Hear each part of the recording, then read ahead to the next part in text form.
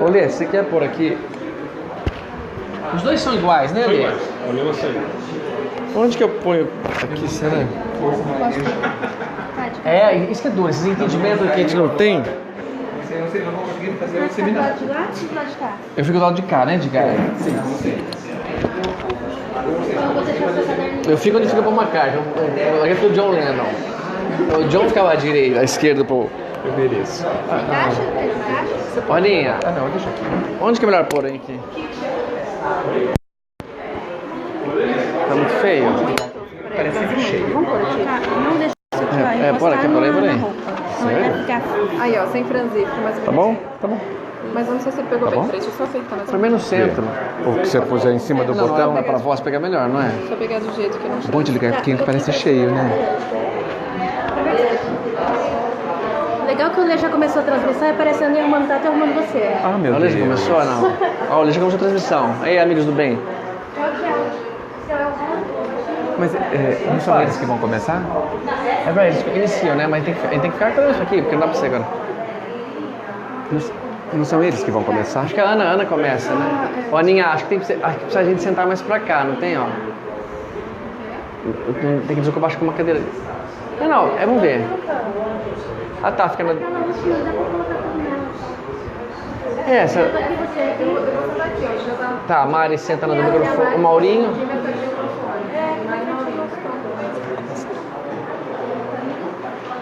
Vocês vão abrir, né? Mas eu só pedi pra você fazer oração. Você faz? Cobertura? Sim. Ela vai falar, daí logo em seguida eles já fazem. Tá. Então, vai. Desculpa, viu, diretora? Não, vamos tirar.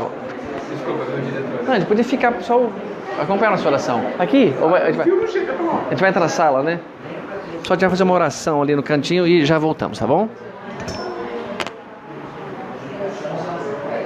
Olha, chamou o Lê também, não chama? Mauro, Maria. Chama o Lê. Você é quarto da... Você é quarto da Natália aqui, Cuidado, tem cobra. Jacaré.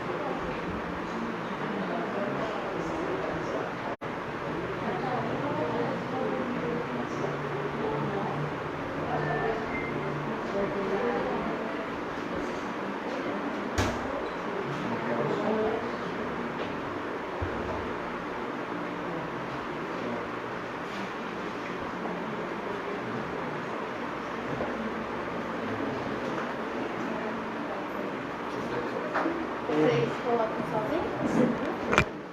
Então, eu não sei se fica franzino. Como é que põe mesmo? Que, né? É melhor encaixar aqui. Porque daí ele não fica randando. Ele ficou do Silvio Santos, meio longe, assim. Você gosta de mais longe? Obrigado, Não, viu? é um palito, sabe? Ô, Maurinho, tá ali, ó. Eu puxo um cabo porque ele... Vai. Ele dá um pouquinho mais... Se quiser que eu fique com esse, né, eu ficaria, mas... Tato, você se importaria se eu pedir pra diminuir a velocidade? Não, nem pra calor. De calor, você disse? É. Põe tá no do meio ou não? Já está. Posso pôr no mínimo? É esse o nosso? Sim, é o único ligado. Acho que não mudou, hein, Edgar? Vai ver. Não, deve ser. Não, mudou, sim. É esse aqui? Que é esse aqui? Tá. Eu diminui um pouquinho a velocidade. Tá ligado? Ele não vai sair na casa só pra transmissão. Boa tarde. Boa tarde. Boa tarde a todos. Boa tarde. Eu tô acostumada a falar boa noite, já foi boa noite. É uma alegria imensa. Esses dois grandes amigos, né? A gente já pode dessa casa. Eles vêm, a gente pediu já faz um tempo, até o Edgar falou, viu como chegou? Eu falei, chegou, tá aqui, enfim, chegou. Então é uma alegria muito imensa tê-los com a gente, aqui nessa casa. Agradeço a todos que vieram pela primeira vez. Sejam muito bem-vindos. E eu vou pedir para o Edgar, então, começar a fazer uma oração para a gente começar os trabalhos de hoje.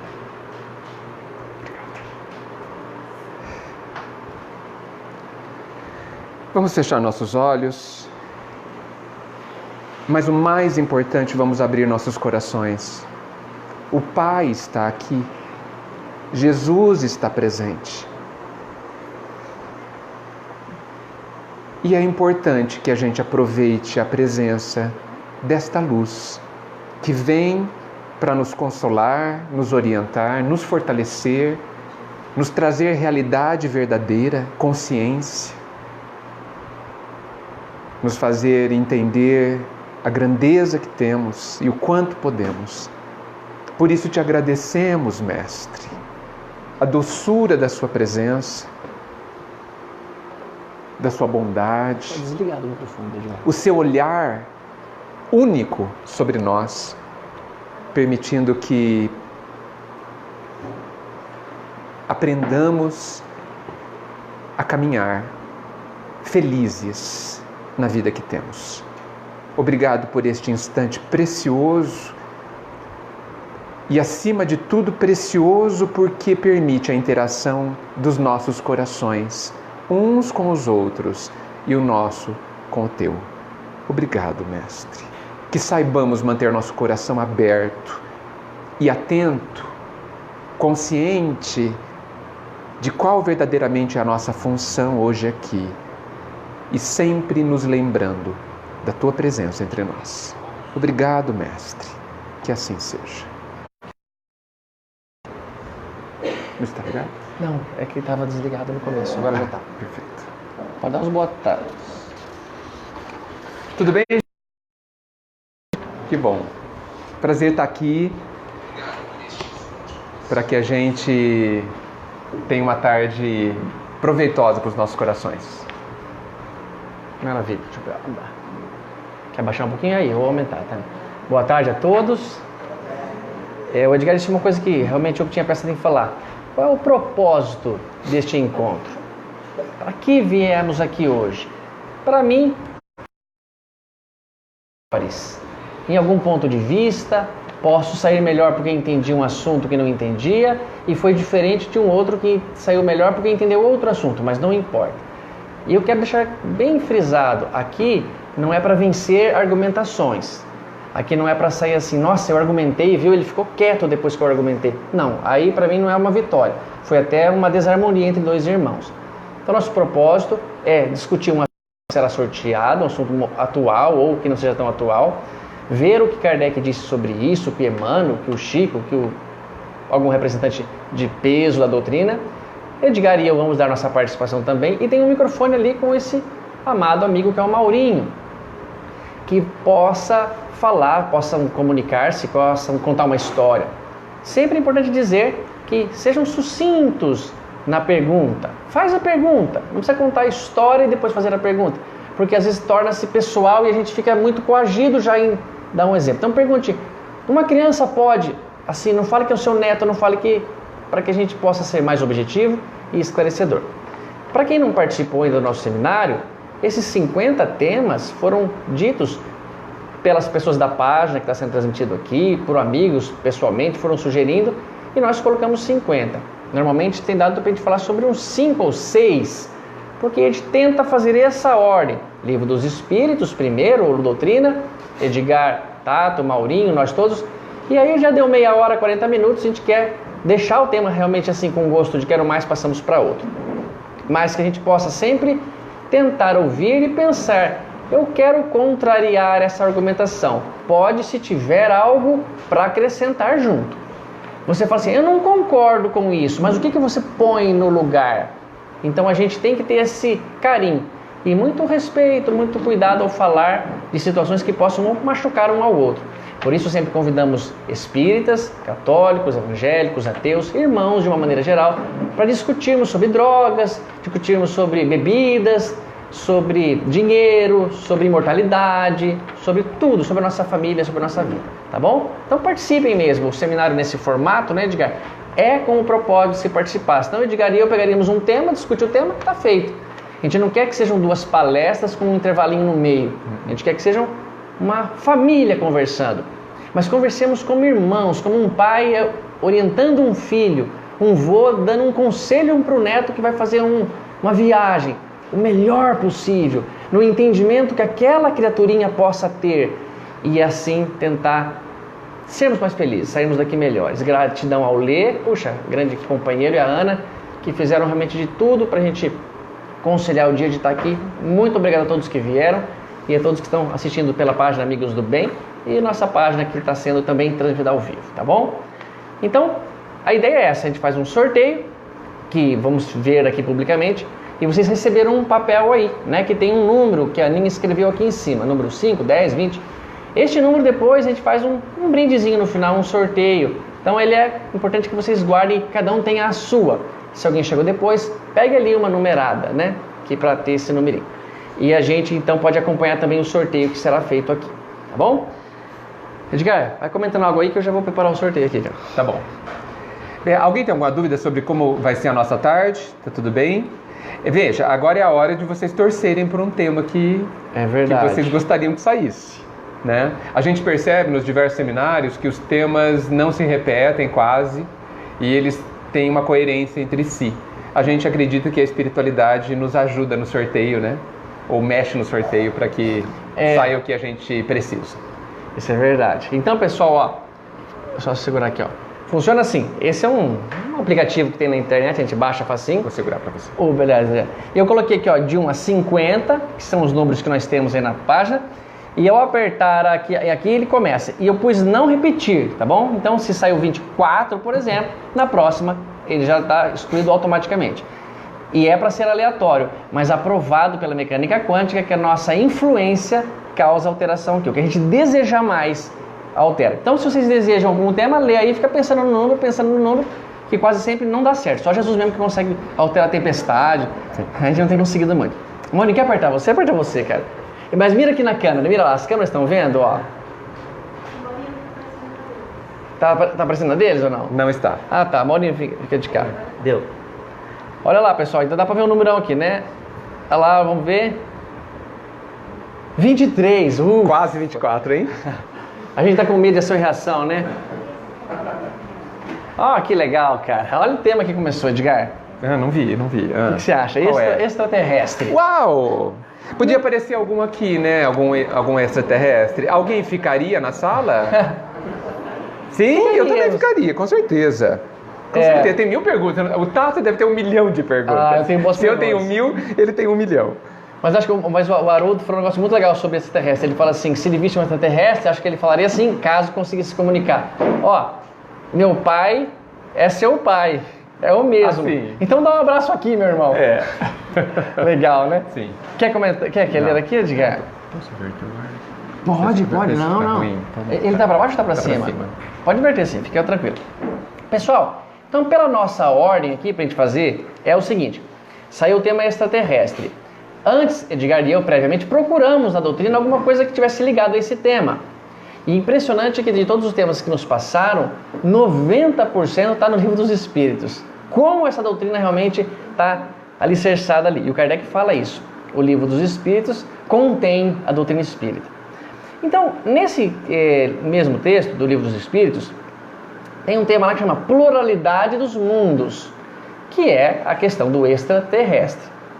Na questão 55, Kardec perguntou assim, ó, são habitados os globos que se movem no espaço? Todos os orbes, tudo que é globo que está movimentando em órbita, são habitados? A resposta é sim. Olha que estranho, meu. Então, de cara, já dá para a gente talvez entender que não deve ser uma habitação somente física como a nossa, porque já está provado que no nosso sistema solar, o Maurinho é físico, pode dizer muito bem, não tem vida orgânica em Mercúrio, por exemplo. A gente nem foi longe, né? A Lua é um orbe também. É verdade. Né? Já, o pessoal foi até lá e não encontrou ninguém. Então não tem vida... Como a gente. Exatamente. Mas alguma coisa deve ter que a gente não veja. Porque, por exemplo, entre nós não tem somente o ar. Na atmosfera onde não tem ar, tem muita coisa ali ainda, que é matéria escura, não é, Maurício? Você pode dizer que é mais do que a matéria que a gente observa. Então, continuando aqui, ó. Sim, todos são habitados. E o homem terreno está longe de ser, como supõe, o primeiro em inteligência, em bondade e em perfeição. Tem muitas outras casas habitadas, e é o que o mestre também fala, há muitas moradas na casa de meu pai.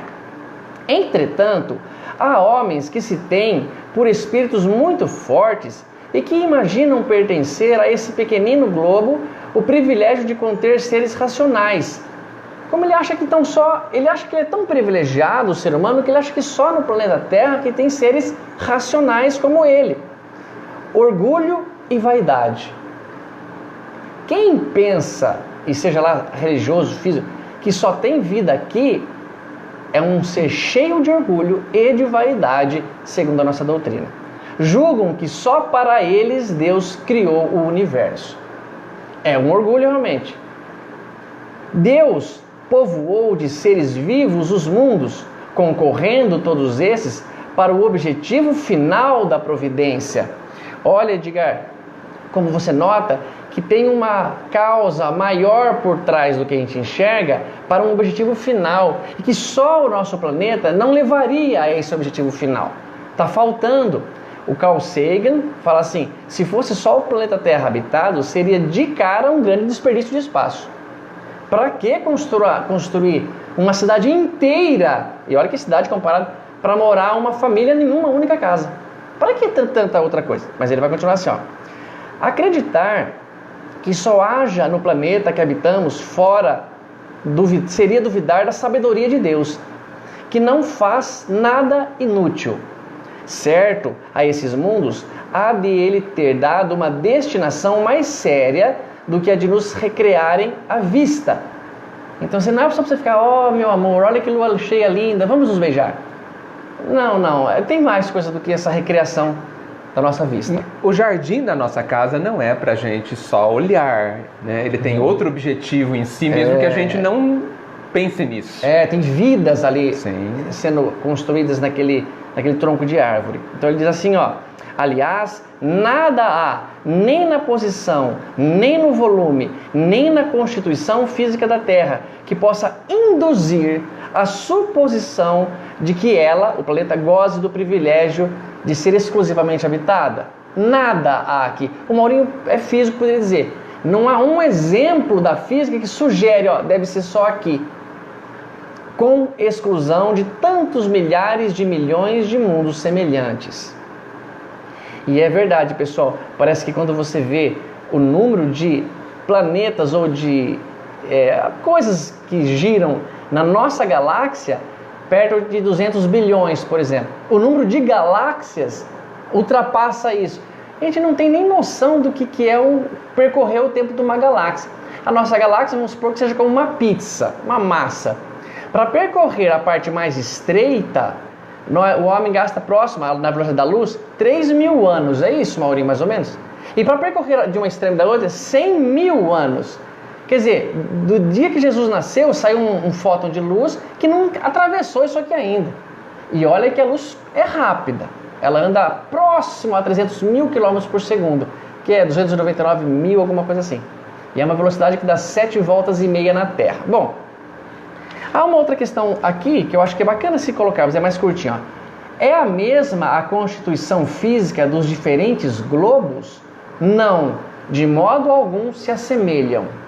Então, não é. Mas se você falou física, mas eu não vejo nada físico lá.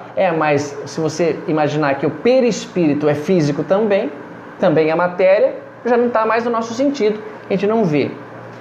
Vê você e comente, Edgar. Tem duas aí, fica empatado. Pergunta 57. Não tendo uma só para todas a constituição física dos mundos, ou seja, os mundos têm constituições físicas diferentes, seguir-se-á tenham organizações... No microfone. Desculpe. Não, aqui não. Vou começar de novo. Não tendo uma só para todos a constituição física dos mundos, seguir-se-á, ou seja, eles terão organizações, corpos diferentes nos seres que os habitam? Sem dúvida. Do mesmo modo que no vosso os peixes são feitos para viver na água e os pássaros no ar. Ou seja, o contexto onde os peixes vivem exigem que eles tenham determinado tipo de corpos. E os pássaros da mesma forma. Então, como os globos, os mundos têm contextos diferentes, temperatura, gravidade, e todas as questões físicas diferentes, então o organismo destes espíritos também precisam ser diferentes, né? Exatamente como ele bem colocou. Os mundos mais afastados do Sol estão privados de luz e calor, por motivo de que esse astro se lhes mostra apenas com a aparência de uma estrela. Pensais então que não há outras fontes de luz e calor além do Sol? E em nenhuma conta tendes a eletricidade, que em certos mundos desempenha um papel que desconheceis e bem mais importante do que a lhes cabe desempenhar na Terra? Ou seja, nós cometemos um grande erro de tomar a nossa realidade como sendo a única realidade. Então isso faz com que, muitas vezes, até a nossa imaginação deixe de ser criativa. Então a gente acha, aqui tem a luz do sol, e se não tiver a luz do sol não tem nada. Não tem energia, não tem outra fonte de calor. Isso não é uma verdade, né? Há muitas outras fontes de calor no mundo. A eletricidade, que pode inclusive ter características talvez até diferentes que a gente desconheça, existem em outros mundos. Então não é porque um planeta, como Netuno, por exemplo, que está bastante afastado do nosso Sol e que para nós é extremamente frio, não quer dizer que quem vive lá passe frio. Primeiro que pode ser que para eles a temperatura fria deles seja ótima. E segundo, pode ser que eles tenham no próprio Netuno outras fontes de calor, como a própria fonte vulcânica do próprio interior do planeta. Então, assim, a gente precisa abrir a nossa mente, acho que é o mais importante, e considerar que nós não somos os únicos filhos de Deus. É verdade. Isso é o mais importante. Porque, assim, do jeito que nós estamos em termos de humanidade, se aparecer algum ET aqui, a gente vai ficar com medo e vai querer matar. Vai querer abrir, ver o que está dentro, vai querer dissecar, cortar em miudinhos, ver se...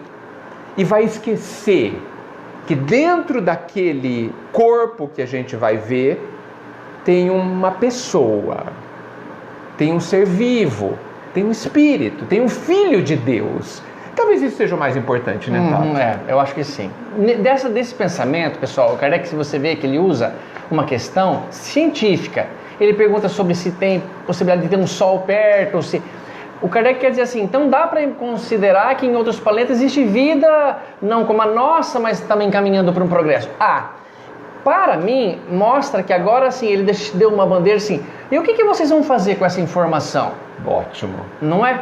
O que vocês vão pensar agora de toda essa imensidão habitada? Eu penso o seguinte, pessoal. Os extraterrestres estão infiltrados entre nós. Eu considero essa afirmação verdadeira se de um outro planeta saiu uma nave, voou, pousou num lugar que ninguém viu e eles estão andando entre nós. Aí eu digo que é um extraterrestre entre nós. Mas se um espírito de outro planeta encarnou e está aqui no meio, eu falo, é um espírito que vem para a Terra, meu. Não dá para considerar extraterrestre, porque nós também não ficamos talvez o tempo todo na Terra, e quando Jesus veio então, ele vai ser considerado um extraterrestre. Tente imaginar assim, que extraterrestre, ao meu entender, é um ser que está encarnado fora do planeta. O espírito não pertence a nenhum lugar. Ele não pode ser considerado um extraterrestre, um extramarciano, um extralunático. Porque senão eu teria me desenvolvido somente num planeta e quando morrer fico marcado com aquilo, isso aqui veio da Terra, toda a evolução dele foi na Terra. E não é. O planeta deixa de existir e nós continuaremos. Mas então, agora uma questão científica que eu acho importante. Para que isso tenha acontecido, que um extraterrestre que nasceu num outro planeta, veio até aqui com uma nave, está entre nós, precisa se considerar a distância que este planeta está da Terra. Olha o que Stephen Hawking falou, é muito inteligente. Para que uma nave saia de um planeta que também já tem uma certa condição de civilização, de tecnologia, viaje até nós e pouse no nosso planeta, o tempo da viagem dele, considerando que Einstein disse que não dá para viajar nem perto da velocidade da luz, não tem como um ser humano nascer nessa nave e não morrer antes dela chegar. Ele demora uns 10 mil anos se estiver próximo de Alfa Centauro, a estrela mais próxima. Então ele considera isso, olha, vejam bem. A estrela depois do Sol mais próxima é Alfa Centauro. Vamos supor que lá tem um planeta como a Terra habitado que construa uma nave. Para eles saírem de lá e chegar até aqui, precisaria ter casais dentro da nave que vão tendo filhos que crescem, que têm outros filhos que crescem, para chegar aqui a tempo de existir vida.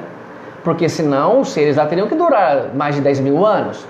Então olha só que essa possibilidade eu considero, segundo o que ele fala, mas pode que eles tenham cortado o caminho. Que corte de caminho? É o buraco de minhoca, é esse nome mesmo. Parece um atalho que eles pegam e aí chegam para nós. É mais provável que tenha sido assim do que eles viajarem por tempo normal. Mas o que parece-me mais forte de dizer, e aí já podemos passar para quem quiser, é o seguinte, pessoal, eu tenho um pouco de dúvida quando um médium, eu não vou dizer nome de ninguém, mas começa a receber muitas comunicações de seres ditos extraterrestres e anunciam, comunicações, porque isso aí atrai muita gente.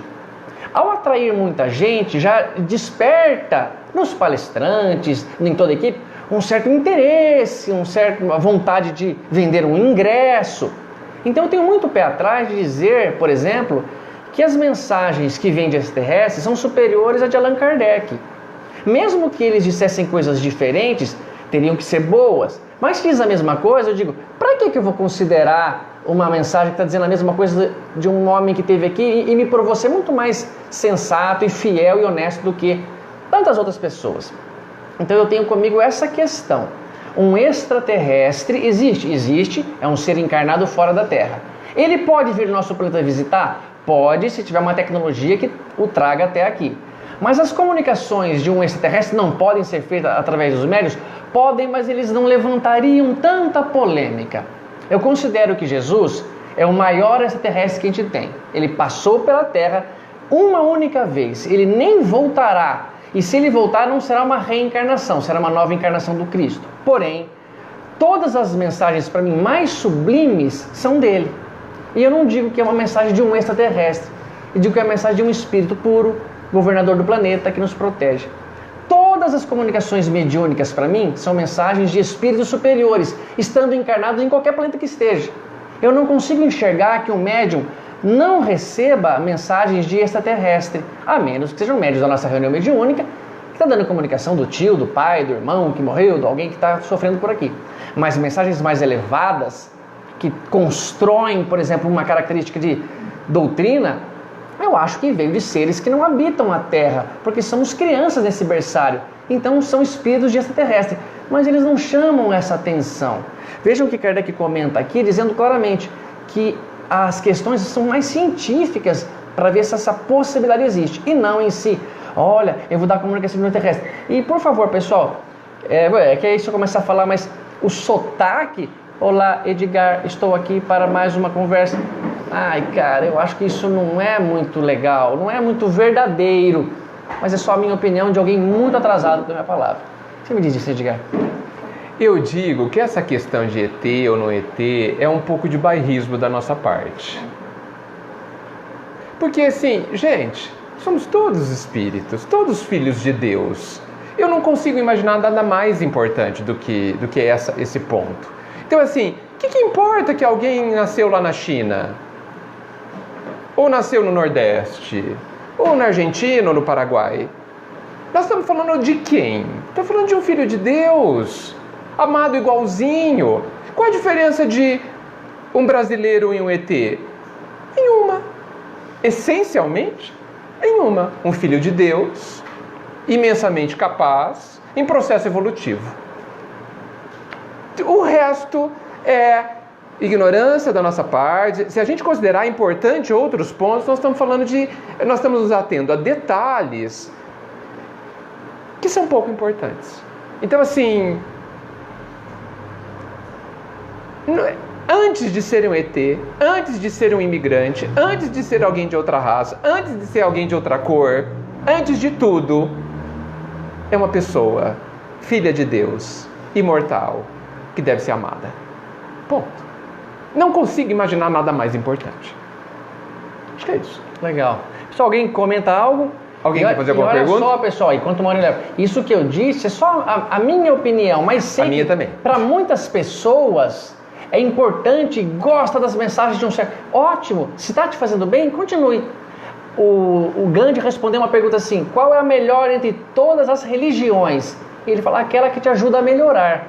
Então, se está te ajudando a melhorar um certo médium, um certo centro espírita, um certo estudo, ótimo, vá com ele. Eu só acho assim, não vejo com bons olhos esse tipo de situação de que tem uma... Acho que é melhor não falar mais nada, diga. Vai lá, Maurinho, vai. Você já deu o seu recado? Já tem, né? Já deu, tá bom. E se não tiverem, também não se acanhem, viu, pessoal? E se fizer uma pergunta muito boba, quando muito... A gente não vai achar boba. A gente vai dar uma risada da cara de sua, no máximo só. Não. A gente não vai Isso achar ajuda boba. muito, né, Leo? Maurinho, mas essa questão você tem que considerar alguma coisa, cara. O que você me diz? Acho que é mais curiosidade Sim, esse tema, né? exato. Quando fizeram essa proposta, deixa eu ver. É verdade, mas vem cá. Acho que quando fizeram essa proposta, né, de falar a respeito de acho que é mais curiosidade, acho que é que nem sonho, né? É uma preocupação. E tem coisas muito importantes para se falar, e vocês já disseram tudo que eu considero muito relevante, mas eu só falei uma colocação. O que de mais importante a gente podia tirar disso daqui, que é uma coisa que o Chico nos ensinou, que você sabe que eu gosto muito de ouvir. Quando o Chico se entende como um cisco, e que a gente acha que ele está se diminuindo. Muito pelo contrário, simplesmente está entendendo o verdadeiro lugar dele. Isso é muito bom. Porque quando a gente começa a se achar, a se perceber mais do que aquilo que a gente realmente é, nós sofremos e geramos sofrimento. Então eu acho que esse tipo de discussão ela tem que ser importante aonde está o nosso alcance, o que mais importa para nós. Então falar de extraterrestres é importante, eu acho que nesse aspecto coloque-se no seu lugar. Mas não no sentido de se diminuir, não. Entenda realmente o que você é de fato, né? Você é um filho de Deus e não se achar no sentido de petulância, como se você fosse o dono do universo, como se você fosse mais do que os outros. Então, eu acho que para algumas pessoas que ainda brigam com relação a isso, é mais uma insegurança, né? Eu não posso me diminuir a esse ponto. Não, só existe em nós. Porque a partir do momento que eu admito que existem outros seres além de nós, então eu me torno menos. É um pensamento pobre, mas eu acho que essa discussão ela vem nesse sentido, para a gente entender realmente aquilo que a gente é, no sentido de você entender realmente, de fato, o que você tem que aprender, né? Legal, Maurício. Esse posicionamento é muito bom, meu, de pensar, puxa, por que eu vou me diferenciar de um africano, um japonês, um grego, sendo que isso aqui é só no meu planeta? Imagina o que tem de diferença em todo o universo ou nos multiversos. É uma questão assim, vamos nos recolher ao nosso papel, ao nosso trabalho de ser o melhor possível aqui na Terra. Ponto. Sem grandes complicações nesse sentido. Me ocorreu mais uma coisinha, pode falar, claro. Assim, para fazer sentido um pouco mais do que eu estou dizendo, eu vou ter que falar de uma outra pergunta que pode aparecer, mas posso? Claro, querido, vamos lá. Assim, eu acho que muitas das pessoas que não concordam com a reencarnação incorrem no mesmo problema. Porque assim, se eu sou um preconceituoso, e muitos de nós somos, então, por exemplo... Preconceito, o que é isso, Maurinho? Nossa, O que que é delícia isso, falar. né? Soltar. Mas se eu sou preconceituoso, então fica dificílimo para mim aceitar a reencarnação, porque numa próxima eu posso nascer exatamente daquela forma que eu não acho legal que o outro se comporte. Então, se por exemplo eu sou um nobre, nascer como escravo é uma coisa horrível. Então eu não posso admitir a reencarnação. Ela me fere, ela me machuca. É verdade. Eu acho que isso tem muito a ver com o fato de você não crer em extraterrestres, pelo mesmo motivo. É verdade. Muito né? legal. E quando Jesus também fala há muitas moradas na casa de meu pai, não tem outra interpretação, pessoal, a não ser que existem outros planetas com diferentes níveis. Porque ele fala, eu vou e para onde eu vou vocês não podem ir. Mas mestre, por que não podemos ir? Não pode seguir-me agora, Simão, mas mais tarde pode ir. O que ele quer dizer? Não se... Simão, há muitas moradas na casa de meu pai. Ele está dizendo que ó, eu vou para um lugar de Cristo, vocês vão para um lugar um pouco menor, que nem eu vou para a faculdade, vocês vão para a primeira série. Mas não tem outro problema, é toda escola que o nosso pai criou. Não dá para interpretar. E o Herculano fala, não podemos ser ginastas do raciocínio. Aquilo que você tem que, nossa, que ginástica que você fez para poder chegar nesse ponto, que nem inventar para uma criança que se ela não comer vai vir um outro lá, bater nela, o bicho papo. Essa situação. Mas um tema aqui para mim, como o Maurinho bem colocou, vamos nos colocar na condição de seu pai criou uma vida linda, somos uma delas, tem muitos lugares que moraremos ainda ou já moramos, e agora é a nossa casa, vamos cuidar bem da terra, vamos melhorar nosso planeta da melhor maneira possível. Legal. Vamos mais um sorteio? Tem alguma questão na internet? Verdade. Acho que tem, Aninha. Na realidade, não era bem sobre extraterrestre, mas era uma pergunta sobre a relação às colônias. Se as colônias estão entre nós, realmente? Colônias espirituais? Isso. Se elas estão... Eu até cheguei a comentar, se não me engano, o nosso mapa no estado do Rio de Janeiro, mais ou menos pela região. E ela queria saber essa questão de perspectiva, a gente não consegue ver, mas é naquela região ali, como é que funciona? É assim, quem fez a pergunta sabe o nome da pessoa, Aninha? Poliane. Poliane é assim, as colônias espirituais, até a Kardec não chega a mencionar. O Kardec chega a falar de mundos transitórios, mas os mundos transitórios, ele explica lá de um jeito que não é em si a colônia espiritual. Mas existem colônias, a Alvorada Nova, a de São Sebastião, a Nosso Lar, que ficou famosa por causa do texto do Chico, que são colônias que estão vinculadas ao planeta Terra. Então, quando morre, por exemplo, até teve um amigo lá, o Antônio Augusto, num vídeo que coloquei, ele perguntou, milhões de pessoas morrem diariamente, o Emmanuel fala, caravanas chegam ao mundo espiritual e cada um será recebido de acordo com sua cultura, sua língua, sua tradição. Então morrem os chineses, eles não vão chegar lá e no porteiro não fala chinês com ele. Então tem uma colônia propícia para receber esse povo. E nós brasileiros e todos os gregos. Agora, quantas tem? Não sei se tem, nem se tem essa informação na literatura do André ou do Chico. Mas são colônias que estão ligadas, vinculadas ao nosso planeta. Suponho que o desencarne de um ser da Terra não vai para uma outra colônia de outro planeta. Até porque o perispírito nosso está criado com as matérias do planeta. E ninguém que morreu num outro planeta vai vir estagiar na nossa colônia. Não sei se seria saudável possível isso.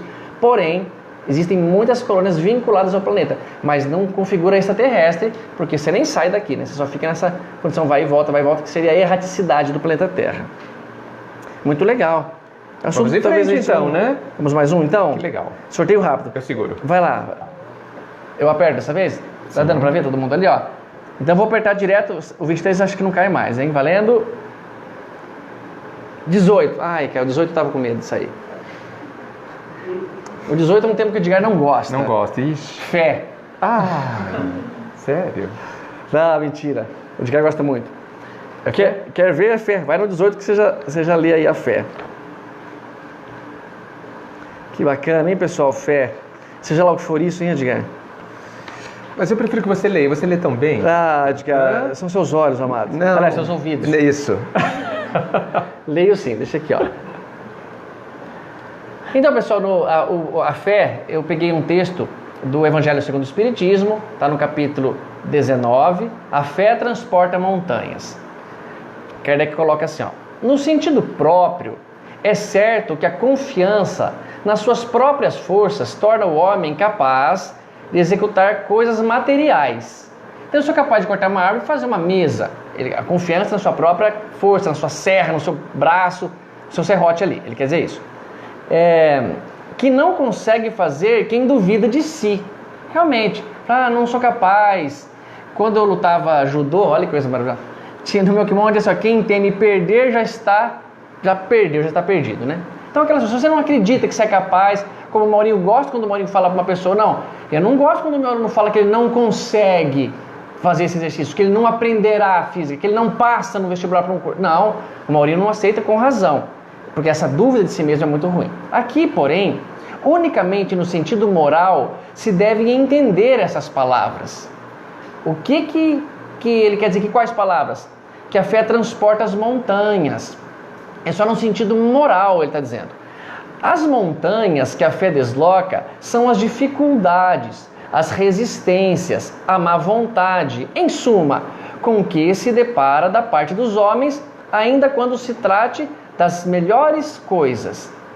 Então, para a doutrina, quando Jesus fala que a fé transporta as montanhas, não é em si uma montanha de pedra, de um morro do nosso país, do nosso planeta.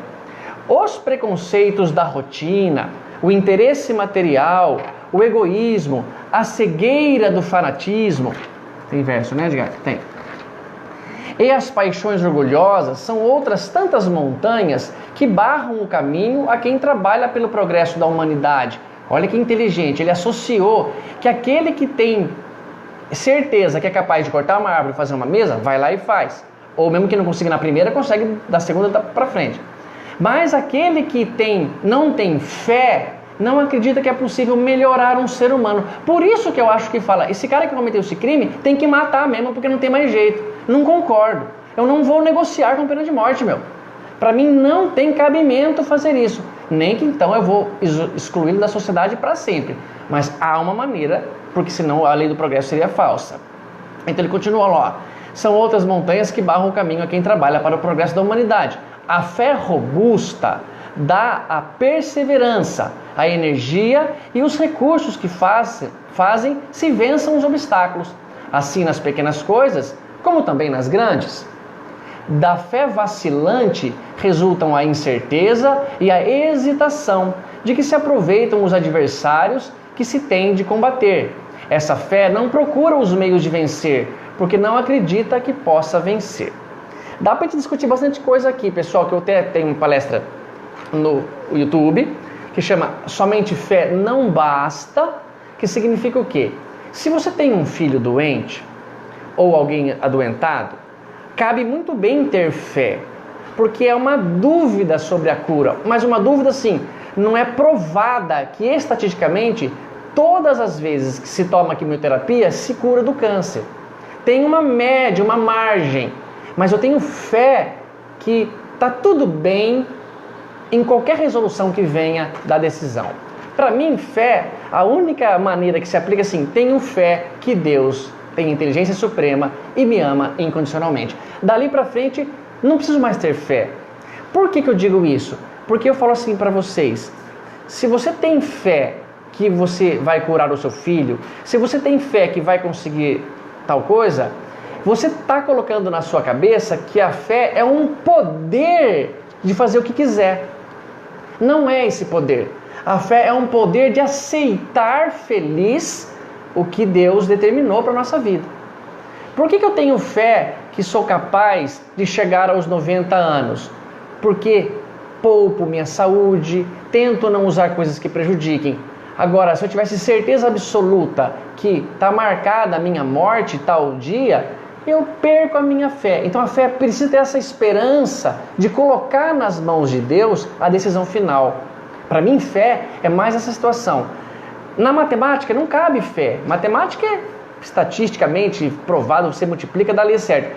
Tem um ponto que a matemática não vai mais, que o médico não vai mais. Dali para frente é a fé. Mas fé não pode ser assim, vou ficar aqui parado, Deus vai fazer por mim. Não, aí eu não tenho fé. A minha fé é assim, mesmo na incerteza, eu vou me dedicar ao máximo para dali para frente falar, Senhor, acho que acabou a minha participação. Tem mais o que eu posso fazer? Acho que não. Então daí para frente é com o Senhor. Isso é uma fé. Fiz a minha parte até onde pude e dali para frente é Deus. Mas fé, pessoal, não é um poder para atender às nossas vaidades. Porque tem gente que pede cada coisa absurda e fala que tem fé em Deus. Ele não vai te atender, não pode te atender. Imagine que o seu pedido para Deus é proporcional a um pedido de uma criança para um pai. E o Henrique já pediu que eu deixasse ele dirigir o carro até a casa da minha mãe, até a casa da vovó. E ele tinha 5 anos de idade. Por mais que ele tenha fé na minha bondade, eu não posso atendê-lo. A fé não determina esse poder. Por isso, pessoal, entenda que quando Jesus fala assim, a tua fé te salvou, ele quer dizer, todo o seu esforço até chegar a mim é uma demonstração de fé. Aquele que também está doente como você, mas ficou em casa, não veio, não tem fé, não tem a esperança de depositar na mão de alguém que é fora um pouco da física, então a metafísica, seja capaz de fazer o que quer. Eu sempre falo isso assim, que Deus não tem fé. O que você acha dessa afirmação, Edgar? Correta. Correta, boa. Por quê? Não há dúvida nenhuma para o Pai se Ele cria outro universo, se vai ou não vai acontecer alguma coisa. A fé é quando você precisa depositar nas mãos de alguém, e tomara que seja sempre nas mãos de Deus, aquilo que você tem esperança que você quer. Por isso que quando uma mulher chegava para Jesus, andava por baixo da multidão, tocava nele, e ele falava que a tua fé te salvou, é esse esforço que ela fez para chegar até ele e acreditar que ele tinha virtude, que poderia. Mas quem fica lá em casa esperando, não tem a fé. E sem a nossa participação, não é que Deus não quer ou não possa. Ele precisa que a gente faça um pouco para a gente poder fazer também o esforço necessário para a mudança. Mas pessoal, a fé ela tem que entrar no último minuto, hein? Enquanto isso, eu quero dizer assim, tenta puxar com o rodinho a água e não falar que Deus vai secar para você. Tenta ir trabalhar e ganhar teu salário em vez de falar que Deus vai pôr dinheiro na tua conta. A fé é aquela situação assim, puxa, dei a quimioterapia, tomou todo cuidado, fez de tudo. Vamos esperar agora a reação dele. Imagino que seja isso. E não é fácil, hein, Edgar? Eu torço para que cada vez mais, dentro das casas espíritas, haja discussões sobre a fé. Torço para que mais palestrantes, mais grupos de estudos discutam sobre a fé. Porque eu acho que nós espíritas temos muito pouca fé. Pouca fé. E olha que o nível de conhecimento, de informação disponível para nós, talvez seja a maior de todas entre os grupos que estudam as questões morais e de funcionamento da vida. Nós, pelo jeito que a gente age, que a gente fala entre nós, indica-me que nós ainda não entendemos as questões a respeito da fé. Por exemplo, se alguém coloca um pouco d'água numa chaleira, acende o fogo do fogão, alguém duvida que a água ferverá? Só se apagar o fogo, não vento. Só se apagar o fogo. Mas se não, vai ferver. Tanto que a gente deixa lá e vai fazer outra coisa. E quando volta em 15 minutos, tem certeza absoluta que estará fervendo. Alguém duvida disso? Não. Por quê?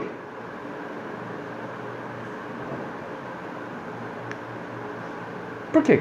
Isso é físico? Mas veja, eu não estudei física. Não estudei física. Possivelmente porque já vi acontecer várias vezes. E comecei a entender que todas as vezes acontece. Agora, a gente não precisa viver essa experiência todas as vezes para acreditar.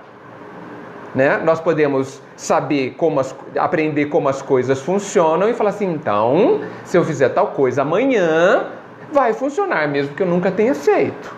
Então, o que o Evangelho, o que o Cristo, o que a doutrina tem nos trazido, tem, entre outras coisas, o objetivo de nos trazer confiança, de nos trazer certezas de que se algumas coisas forem feitas, como acender o fogo, colocar água, vão acontecer outras coisas. Vai haver uma consequência inevitável se eu fizer alguma coisa que gere essa consequência. Todas as vezes que eu ligo o fogo, coloco água, ferve a água. Todas as vezes que eu fizer o bem, eu terei paz. A vida nos provoca e nos pergunta se nós temos certeza disso. Porque é uma lei, igualzinha a lei que faz o fogo, a água ferver. É uma lei. E nós temos muitos exemplos. O Gandhi tinha paz, o Chico tinha paz, Jesus tem paz. Quantas pessoas que viveram muitas situações e agiram de uma determinada forma e foram e são felizes e tiveram e têm paz. A vida de Jesus é uma comprovação de como a lei funciona com ele e com todos. Agora, nós precisamos tomar uma decisão. Porque eu chego à conclusão que fé também é uma decisão. A gente pensa que fé nasce num domingo de manhã de primavera. Eu não tinha fé ontem, no sábado, mas amanhã, domingo de manhã, dia 12, nós vamos acordar com fé. Não, não vai acontecer isso. Desculpa. Se alguém espera que o Pai te dê fé, não te dará. Porque isso é construção. Você vai ter que decidir ter fé. Quando você encontra uma pessoa, você decide confiar nela ou não. É uma escolha sua. Tanto que alguns confiam e outros não confiam. É uma decisão sua. Então, é uma decisão sua você confiar em Deus. É uma decisão sua você confiar que as leis que Ele mantém funcionando vão funcionar. E mais do que tudo, é uma decisão sua você confiar em você. Olha só o que o texto diz. Volta. A montanha que a fé desloca são as dificuldades. E aí eu gostaria de colocar uma pergunta para vocês. Vocês acreditam que vocês vencerão as suas dificuldades? Porque se vocês acreditam, vocês estão em paz. Como que eu sei que eu acredito? Quando eu estou em paz. A dificuldade está ali, ela vem vindo, eu estou vendo ela. Ela está se aproximando. Se eu acredito que se eu não sei, aprenderei, e se sei, farei, eu estou em paz. Pode vir. Vai ser difícil? Vai, mas eu sei. Eu vou aprender. É uma decisão. Olhe para a tempestade que está chegando e decida se você é capaz ou não. Só que essa decisão, ela não precisa ser mística, né? Eu vou decidir que tenho fé e pronto, acabou. Não! Nós temos informações que nos mostram que nós podemos ter fé. Se Gandhi fez, eu também posso. Se Chico fez, eu também posso. Mas eu estou distante dele. Sim, nós estamos distante. Mas ele caminhou até lá. O caminho é o mesmo. E está aberto. É uma avenida. Cabe todo mundo. Caminhe. E aí a pergunta é, você está caminhando? Porque também não, né? Como diz o ditado, tenha fé em Deus, mas amarre o cavalo. É verdade. Porque senão ele foge. Porque Deus não vai segurar o cavalo para você, significando que Ele não vai fazer o nosso trabalho. Então, se você está pedindo nas suas orações que Deus faça por você, esqueça. Ele não vai te atender. Sabe por quê, gente? Porque Ele nos ama tanto e Ele quer que você descubra a sua grandiosidade. Ele quer que você descubra que você é capaz.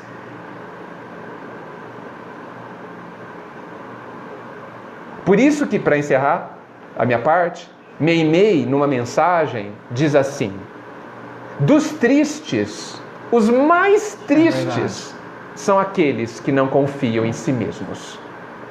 Porque, gente, convenhamos, né? Confiar em Deus tá bem fácil, né? Não tá fácil confiar em Deus? É fácil. Mas bem mais difícil está confiar em nós mesmos, né? Como a gente faz muita bobagem, tá certo? Porque se esforça pouco, mas faz muita bobagem, a gente acha que a gente não é capaz de nada. É um grande engano. Nós somos muito capazes, nós somos filhos de Deus. Então, de todos os tristes, você pega todo mundo que é triste, que é bastante gente, aqueles que são mais tristes de todos, somos nós, quando nós não confiamos na nossa própria grandeza, na nossa própria origem.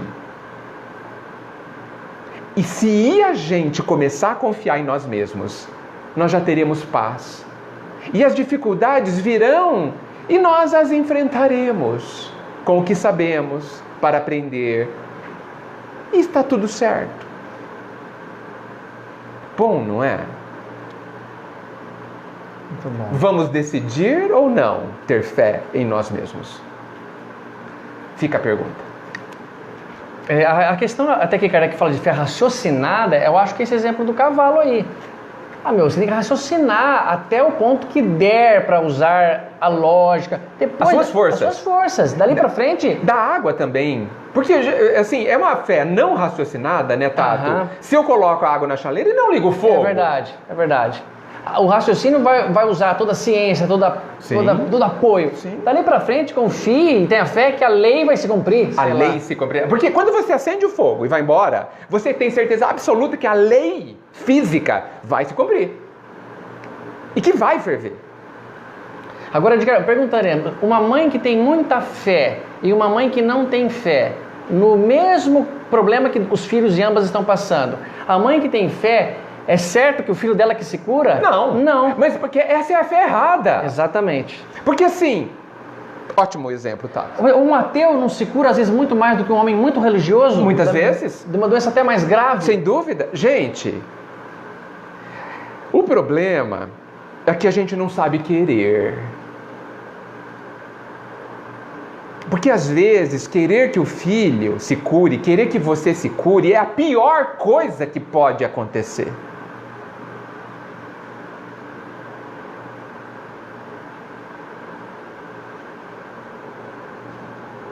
A pior.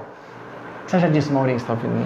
Isso é perfeito, né, cara? Sim, e a gente precisa... E eu querer que aconteça uma coisa que eu não sei a consequência é uma temeridade. Ai, tomara que não chova hoje, mas será que é bom que não chova? Ou eu estou querendo só porque eu tenho que ir até ali? Imenso, supremo egoísmo nosso de querer parar a nuvem e a chuva só porque você tem que atravessar a rua. É se considerar muito centro do universo, né, gente? E que não existem extraterrestres também. Não, é se considerar Deus mesmo, né? Não, pare a chuva que eu preciso andar até ali. Se teletransporte, então, é mais simples. Entendeu? Então, gente, quando eu quero que alguém se cure, talvez eu esteja querendo que a pessoa não sofra. Talvez eu esteja querendo que eu não sofra. Mas, ao querer não sofrer, talvez eu esteja querendo impedir ou causando impedimento, se for capaz, de que a pessoa não seja feliz depois. E talvez eu prejudique aquele filho. Porque se a gente começar a compreender com a doutrina e com o Cristo que tudo é para o nosso bem, e está acontecendo o que está acontecendo, seja o que for, está acontecendo um bem. A doença ao doente é um bem. Desculpa, gente.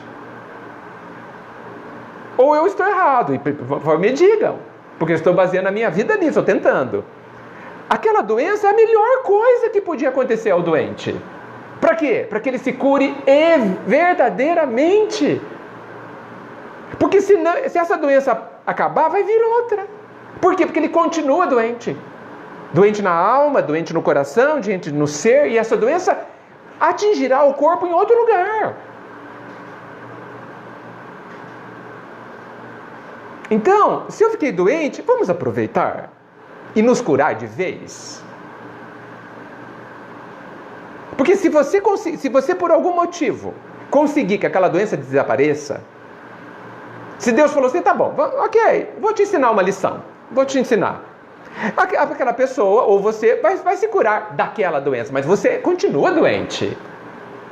Continua, o foco de desequilíbrio continua dentro de você. E aí daqui a 10 anos, talvez seja necessário para que eu me cure uma doença muitíssimo mais difícil de ser resolvida. Aí Deus te coloca assim: será que seria melhor aquela doença básica lá 10 anos atrás? Que hoje, 10 anos depois, você já teria resolvido. Como tomar uma vacina na perna para evitar uma paralisia? Exato! Não é melhor a dor da vacina na perna para evitar Não é melhor uma cirurgia do que ficar sem perna? Ai, cirurgia dói tanto, né?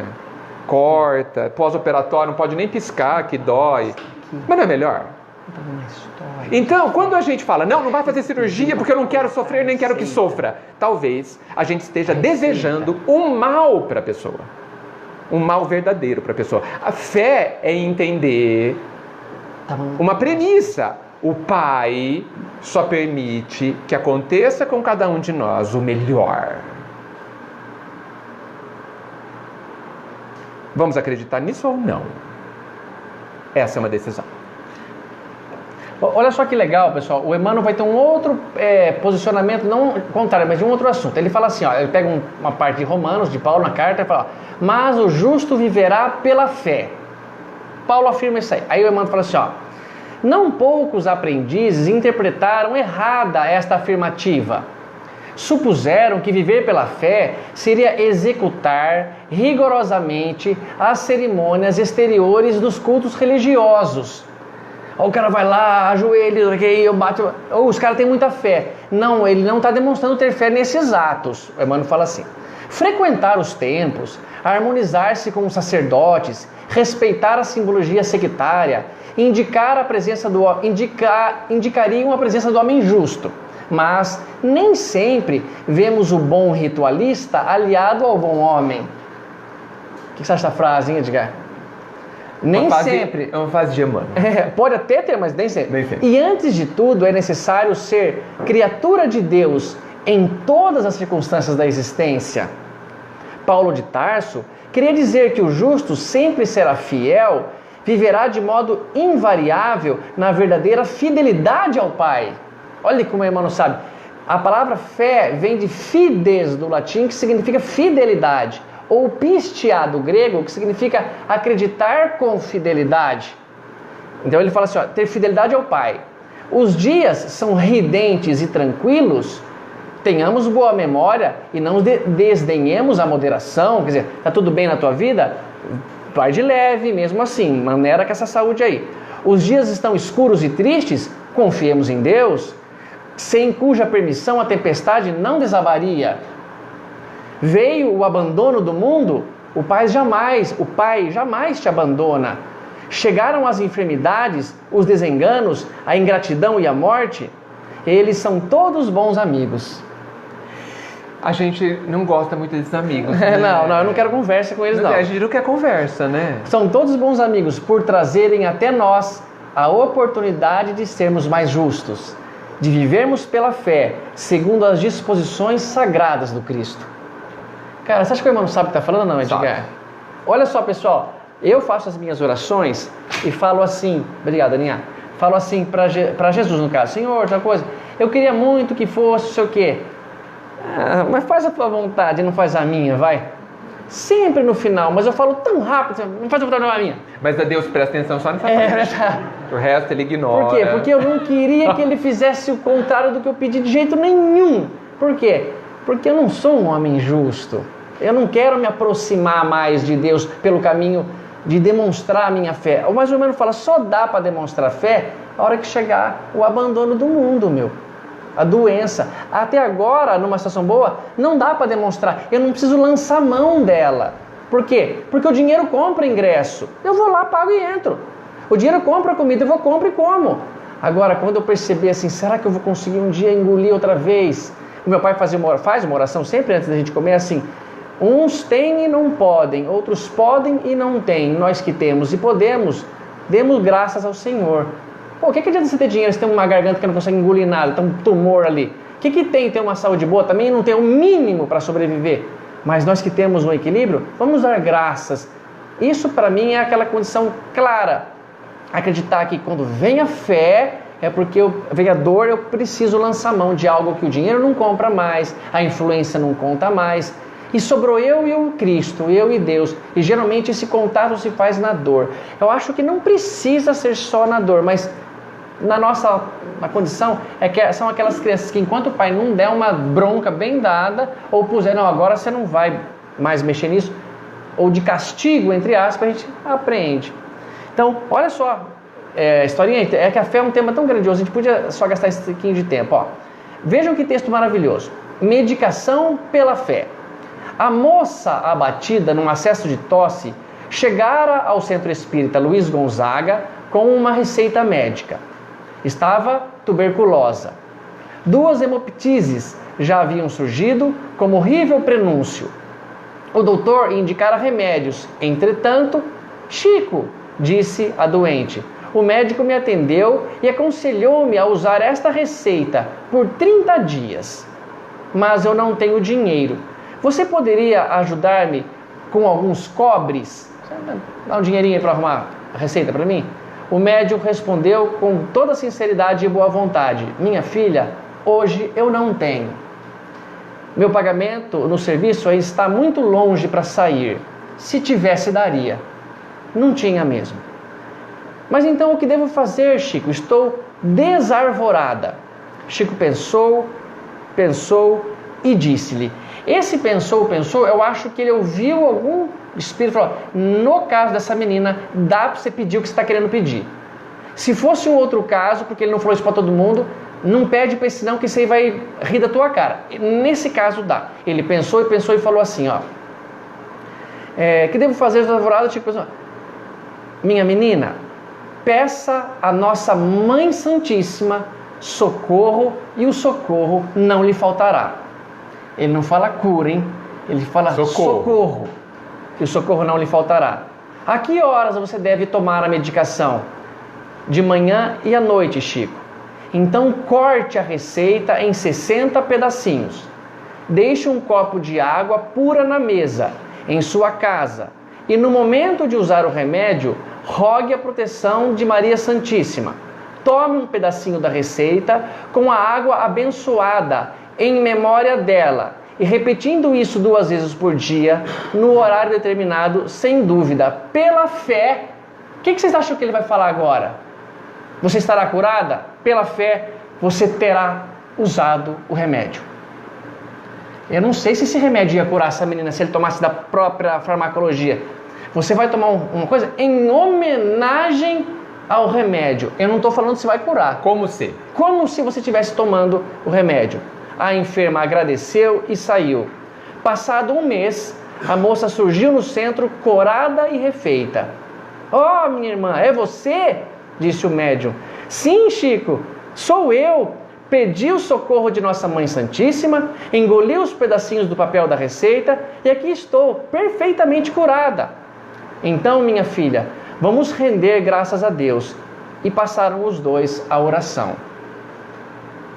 Pode, então, que eu tenha aprendido uma lição aqui. Não gasto mais dinheiro com remédio. Corto a receita e tomo. Não. Eu tinha que chegar na condição dessa menina de não ter mais a quem recorrer. Cara, eu posso morrer de tuberculose se eu não comprar esse remédio. Minha mãe não tem. Meu pai também não tem. Se ela tinha namorado, o namorado também não tinha. Alguns amigos mais próximos também não deviam ter. Ela foi no Chico e pediu, você não pode me ajudar a comprar o remédio? O Chico também não tinha. Cara, chegou no limite, minha filha. Não tem mais o que fazer, a não ser recorrer à fé de tomar o remédio, de depositar a Deus a confiança. Pede ajuda a Maria, o socorro não faltará. Cura? Não sei. Vai tomar o remédio? Se você fizer certinho, faz. E a menina fez, cortou, tomou, agradeceu a Maria. É como se tivesse tomado o remédio e se curou. Mas isso não é certeza que todos nós vamos nos beneficiar do mesmo modo que ela. Acho que Jesus não curou assim, lado direito.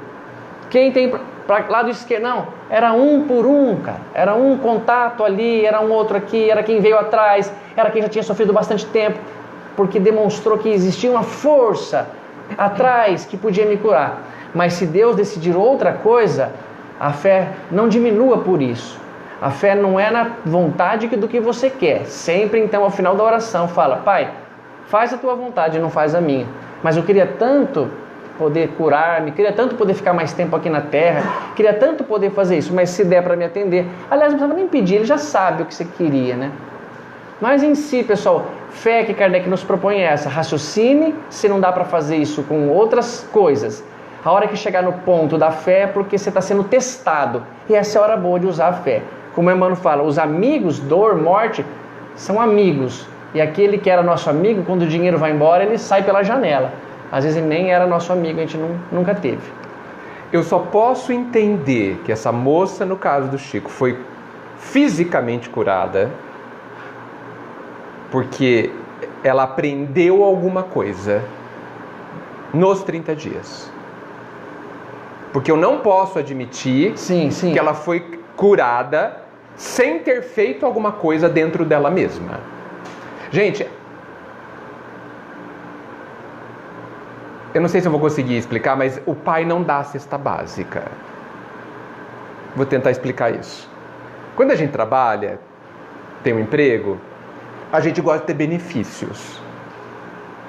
Tá certo? Cesta básica, vale refeição, tá? O pai não funciona assim. Ele dá o que você merece.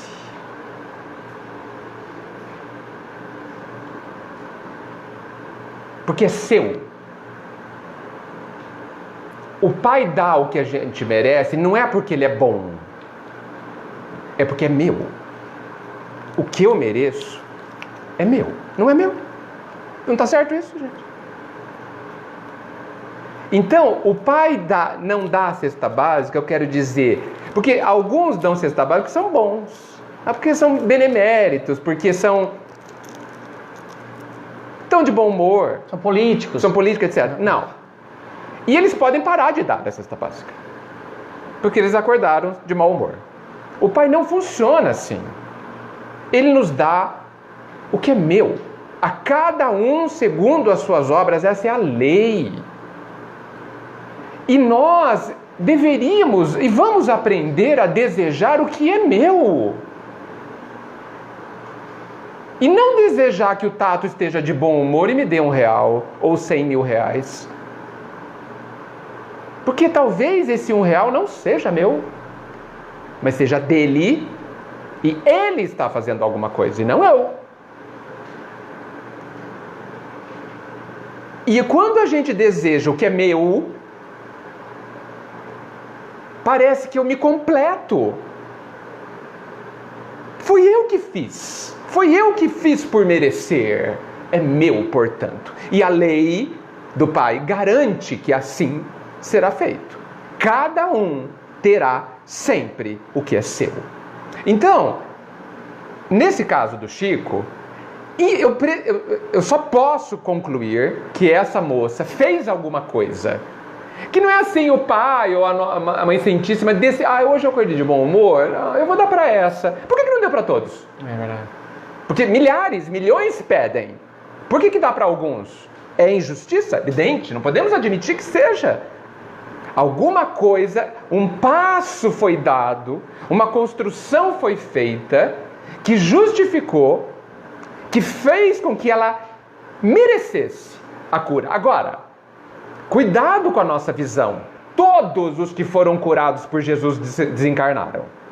Todos. E alguns voltaram a adoecer, cara. Alguns voltaram a adoecer antes de desencarnar. Lázaro, que foi supostamente ressuscitado, de certa forma curado, também morreu, porque senão a gente veria Lázaro andando por aí até hoje. Então, a gente olha para essa lição, e ela precisa ser feita com muito cuidado, olhada com muito cuidado. Depois essa moça também desencarnou. Tá certo? Ela também ficou doente, talvez doença até pior que tuberculose. Mas ela fez alguma coisa dentro dela. Então, assim,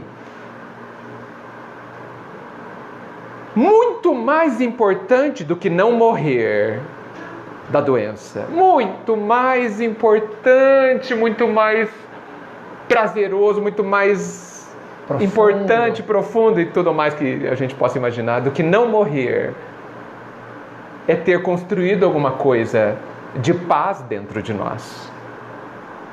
Se um dia nós vamos conseguir, não tenho dúvida disso. Estaremos muito doentes e nós vamos falar assim: se essa doença fizer com que eu conquiste, me permitir conquistar uma paz maior do que eu já tenho hoje, ela é uma grande amiga, como diz o texto. Porque essa paz será para sempre minha e ninguém vai conseguir tirar. E aí nós vamos amar as nossas doenças, amar as dificuldades. E ao invés um dia de chamá-las de problemas, nós chamaremos de presentes. Ou como diz o texto, grandes amigas? Grandes amigos. Grandes amigos. Não precisamos procurar por elas, elas vão vir naturalmente.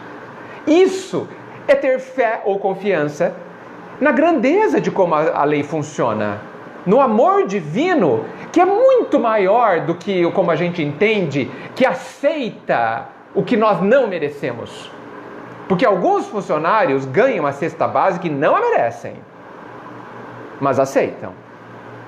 Não deveriam, né? Não, esse mês eu não quero a cesta básica porque eu não fiz por merecer. Um dia faremos isso. Mas eu estou te dando, mas eu não mereço. E eu só quero o que é meu. Rodrigo, o que você acha dessa definição que eu fiquei pensando agora de fé? E eu penso, fé, ela deve ser usada, ou a definição já quando existe a possibilidade de acontecer algo que quero, depois de todos os meus recursos materiais já terem sido usados. Então, se eu gostaria de vir até a casa da Ana e do Olê, eu não tenho fé nenhuma, cara. Eu pego o carro no gasolina lá, vou vir com cuidado. E a fé também está embutidinha aí, faço oração na estrada, mas não é assim. Como São Francisco de Assis chegou naquele ponto, chegando no mosteiro, a noite caindo, congelando, ele e mais um amigo. Aí chega lá, bate na porta, ninguém abre, bate, um cara fala, Francisco está aqui, Francisco de Assis. Aí ele fala, até parece que o Francisco estaria aí agora, uma hora dessa, e fecha o portão. E ele fica vibrando, e o amigo fala, mas irmão Francisco, nós vamos morrer aqui agora de frio, se eles vão abrir a porta. O que você está comemorando aí? Ele fala, é que eu sempre quis estar nessa situação. Que situação de ficar assim? Não, de estar inteiramente nas mãos de Deus. Eu não tenho mais o que fazer, eu já corri, já usei minha perna, meu esforço, com fome, com frio. Cheguei, bati, pedi a ajuda. Se não abrir, o que eu posso fazer? Não tenho... Mas, e veja, existe uma lógica, né, nesse exemplo tão fantástico. Gente, olha só. Deus é o super tudo, certo? Infinito tudo, certo? Super bom, super legal, super justo, super poderoso, super tudo. Tudo de bom, né? Não é bom estar na mão dele? Não é bom? Ou você queria estar na mão de alguém que fosse bem fraquinho, bem injusto, bem mal, ou mais ou menos mal? Se a gente tem alguém para confiar, não há ninguém melhor que Deus. Ele é o super tudo. Nós vamos confiar em alguém que não pode nada? Que tem imensas limitações? Não, nós vamos confiar no ilimitado, no que pode tudo. Porque seja o que for que eu precisar de verdade, Ele terá meios de me dar. Então é bom a posição do Francisco, né? Muito boa. Eu não queria passar por isso, não. Eu queria com uma cama bem quentinha. Sim, é mais confortável. Segurança. Sim. Hotel 4, 5 estrelas. Né, Maurício gosta muito do hotel. Mas então, pessoal, fé me parece essa questão. Não é atender nossa vontade. Não. Não é ter um poder que a gente faria o que quisesse, mas sim, usar primeiro os recursos que a matéria, que o estudo consegue, para que depois, na hora que, dali para frente é com Deus, eu vou continuar aguardando. Daqui para frente é com Deus, e seja o que for que Ele decidir, Isso. eu vou tentar entender de que é o melhor para mim. Isso e mesmo. tudo estará bem. Tudo estará bem. Mesmo que eu morra agora. E que morrer não é nada tão grave assim. É verdade. Morrer é só voltar para casa. Voltar para casa. Não é bom voltar para casa, gente? Vocês que saíram Quer de falar, casa. O Lê, acho que tem um comentário. Maurício, você leva lá o mic?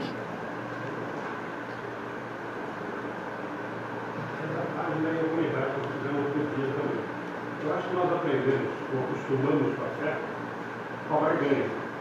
A mesma coisa quando a gente fala graças a Deus. Eu só falo graças a Deus quando você fala que é uma coisa boa. Sim. Ninguém nunca vai ouvir alguém, graças a Deus, olha, como você está? Nossa, eu falei, a cirurgia, graças a Deus.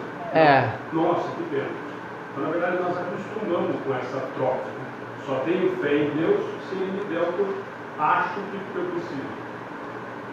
E o Vado, de São Carlos, mandando um abraço para os dois. Obrigado. Legal. Está fazendo uma pergunta. Obrigado. Podemos dizer, como somos espíritos em evolução, necessitamos de algumas ferramentas. Fé mais compreensão do momento igual a dor ou evolução espiritual. Faz a equação de novo, Lê, qual que é? Isso. Fé. Fé mais compreensão do momento igual a dor igual a evolução espiritual. Fé mais a compreensão do momento é igual a dor.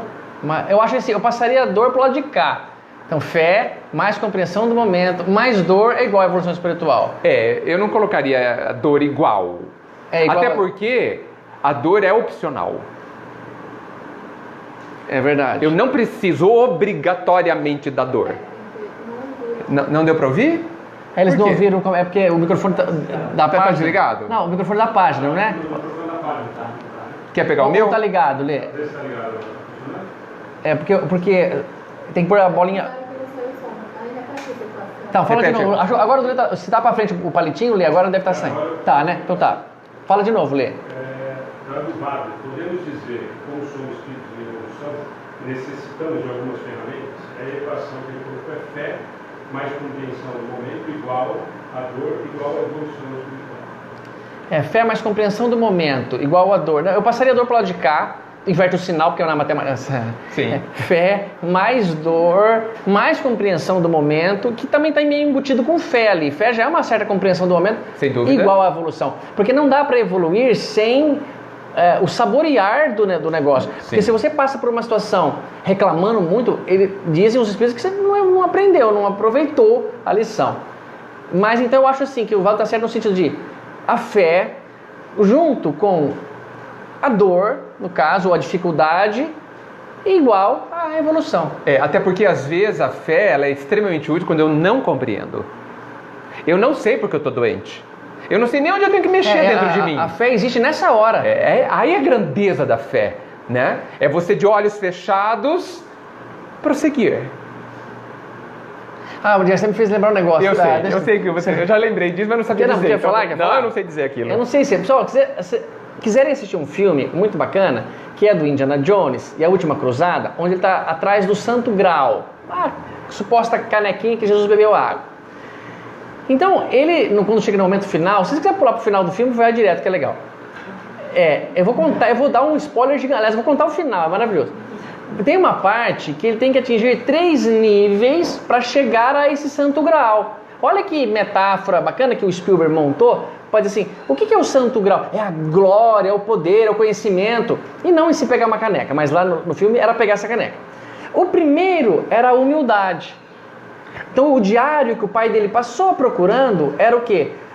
Ele fala, o homem penitente passará. Só o homem penitente passará. O homem humilde se ajoelha diante de Deus. Então, ao entrar nesse labirinto aí, ele se ajoelha e a lâmina que cortou a cabeça de 2 outros que tentaram passar sem humildade, passar em pé, morreram. E ele, como ele se ajoelhou, a lâmina passa por cima e ele passa.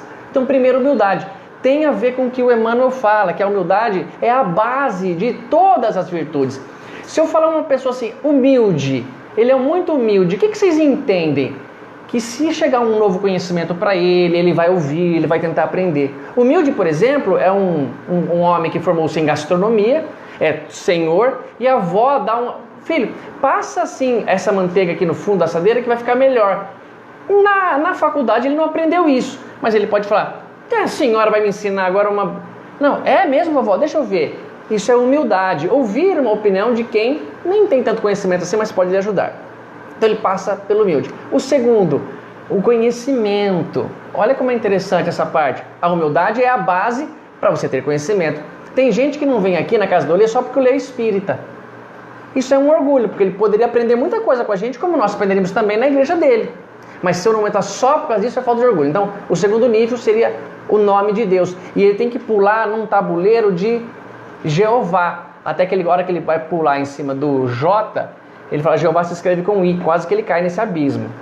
Então é o conhecimento, é a ciência, tudo que pode envolver estudo. Mas tem o último nível, que é o mais difícil, que é a fé, é o salto sobre a cabeça do leão. E ele chega então na beirada de um abismo, não tem como pular aquilo, não dá para vir correndo e tomar impulso, porque era longe demais, mesmo que desse, ele estava encostado numa parede e o negócio estava lá. E o pai dele estava ali, tinha sido ferido com um tiro, esperando, ele tem que passar, ele tem que continuar. Então ele fala, o último nível, E o pai dele, o Sean Connery, que é um cara, puto Fantástico. ator, ele fala assim, you must believe, boy. Você precisa acreditar, garoto. Ele fala, agora não é mais conhecimento, agora não é mais humildade. Agora você tem que acreditar que você consegue. E ele então faz isso, ele põe o pé para frente e se joga no abismo. E ele apoia o pé numa ponte invisível. Uma ponte transparente, de cristal. Que ela então se mostra para ele. Ela sempre esteve lá, que é o que nos liga a Deus. A nossa fé é uma ponte invisível. Você nunca viu ela, mas na hora que precisou, você tem que acreditar. E ele põe o pé e passa e chega então ao santo grau. Para nós é assim. Primeiro, fé é o último nível. Primeiro, humildade. Vamos aprender, vamos ouvir o que o budismo tem para dizer, os livros de ciência, os evangélicos, o comportamento, ouvir. Tato, de fato, eu acho que é impossível ter fé sem humildade. É impossível você ter, é verdade, porque faz parte dessa sequência. É, porque veja, a fé pressupõe que eu entenda as minhas limitações, de que eu vou até ali, dali é o Pai. Certo? É verdade. E que ele está ali, como a ponte estava ali, mas eu não vejo. Não vejo. E eu não sei nem o que ele vai fazer. Porque quando ele fez o passo, podia aparecer um paraquedas, aparecer uma águia e carregar ele, não sei o que ia acontecer. Mas havia uma ponte. Então, sem a humildade, nós não teremos fé. Não dá nada. A humildade acho que é pré-requisito de pureza. Sim, sim. Não é? Porque não dá para você plantar numa terra infértil uma semente boa. A semente pode ser a melhor que for, você planta. Sim. E o que é essa humildade? É o que Jesus fala, um campo fértil para um plantio, um semeador saiu a semear. Essa frase é bonita, demais, aí ele está falando dele. Jogou semente, algumas caíram em tudo quanto é tipo de solo, mas algumas caíram em solo fértil. Assim é o coração do homem, fértil como a terra. Então, essa humildade. Mas é bonito esse filme, é muito legal. É fantástico, é fantástico. Tem alguma questão, gente? Alguém de vocês? Vocês estão tão quietinhos. É verdade. Podem comentar alguma situação, mas se alguém passou por uma situação de perder um filho, de ir atrás do Orlando Noronha, uma psicografia com muita fé e não recebeu, não é que a sua fé é menos forte do que a do vizinho, não tem nada a ver. A fé era a possibilidade de receber. Se tem possibilidade de receber, tem possibilidade de não receber. Por isso que a matemática não tem fé, porque sempre 2 mais 2 é 5. Aqueles caras que erram a conta na última hora. Maurinho. Alguém? Alguma questão, gente? Porque a fé... Oi. Assim, não, calma, o microfone. O Maurício tem aí. A fé, eu acho que ela está muito além do momento que a gente está passando. Então, por exemplo, eu estou desenganada por um médico. Certo. Então, desenganada não tem mais um médico quer que eu tome a quimioterapia. Sim. Eu vou tomar. Porque aí eu digo assim, para que eu vou tomar quimioterapia? Eu vou morrer mesmo, então não vou tomar. Isso daí eu vivenciei com uma pessoa. E a pessoa, depois de muita resistência, vamos fazer a quimioterapia. Então, acho que no momento a gente não pensava no valor dessa quimioterapia, nada. Eu acho que aí foi a falta de fé, gente. Porque a fé, ela se